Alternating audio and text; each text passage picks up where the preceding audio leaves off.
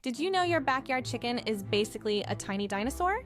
I couldn't believe it either. Hey friends! Welcome back to Hannah's Happy Tales. Scientists actually proved that chickens are the closest living relatives to the T-Rex, the most terrifying dinosaur that ever walked the earth. That's not a joke. A real T-Rex.